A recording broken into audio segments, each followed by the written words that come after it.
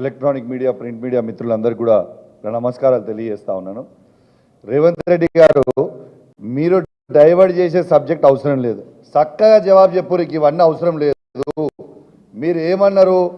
August 15 వరకు 31,000 కోట్ల రుణమాఫీ చేస్తాను, చేయకపోతే మా హరీష్ రావు గారు ఇచ్చిన ఏం సవాల్ విసిరు?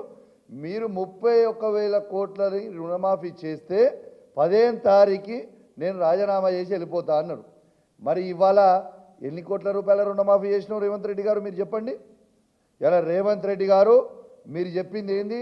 అసెంబ్లీ ఎలక్షన్లలో 40,000 కోట్ల రుణమాఫీ చేస్తామన్నారు. పార్లమెంట్ ఎలక్షన్లు వచ్చే వరకు 9,000 కోట్లు ఎగరగొట్టిరు. 31,000 కోట్లని రుణమాఫీ చేస్తామని చెప్పిర్రు. బడ్జెట్లో ఎంత పెట్టిరు? 26,000 కోట్ల రుణమాఫీ చేస్తామని పెట్టిర్రు. మీరు చేసిన రుణమాఫీ ఎంత? 17,934 కోట్ల రూపాయల రుణమాఫీ మీరు చేసిర్రు. అంటే 31,000 కోట్ల 17,934 కోట్ల రుణమాఫీ చేసి కేవలం 22,50,000 మందికి మాత్రమే చేసి కేవలం 46% మాత్రమే మీరు కంప్లీట్ చేసి బ్యాలెన్స్ ఉన్న 54% అట్టనే ఇచ్చిపెట్టి ఇంకా ఇక సిగ్గు లజ్జా మానం లేకుండా హరీష్ రావు గారిని తిడుతున్నాను. నీకు సిగ్గు శరం ఉంటే ఇయాలన ప్రజలకి క్షమాపణ చెప్పి మన అమరవీరుల స్తూపం దగ్గర ముక్కు భూమికి రాకి తప్పైపోయింది, నేను ఆ రోజు చెప్పింది ఒకటి చేసింది ఒకటి అని చెప్పు. ఇలా ఎల్లమ్మ మీద ఒట్టంటివి, పోషమ్మ మీద ఒట్టంటివి, పెద్దమ్మ మీద ఒట్టంటివి, ఇలా రైతులకి ఇలా మోసం చేస్తేవి. ఇలా రైతులతో పాటు యావత్ రైతులతో ఉట్టి కేవలం రైతులనే మీరు మోసం చేయలే.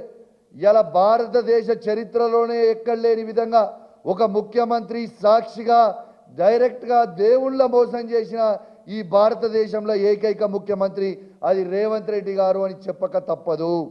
నువ్వేమో తిడుతుంటే బాగా గొప్ప అనుకుంటున్నావానే, మాకు తిట్లు రావానే? నీకంటే నీ అయ్య తాత కంటే ఎక్కువ తిట్లు మాకు వస్తుంది, కానీ మాకు సంస్కారం అడ్డం వస్తుంది. కాబట్టి నీకు కాదు మేము ఇజ్జత్ ఇచ్చేది, ఆ కుర్చీకి ఇజ్జత్ ఇస్తున్నాం. ఇవాళ వాస్తవంగా చెప్పాలంటే రేవంత్ రెడ్డి గారి మూసీ కంటే ఎక్కువ కంపు రేవంత్ రెడ్డి గారి నోరు కొడుతూ ఉంది.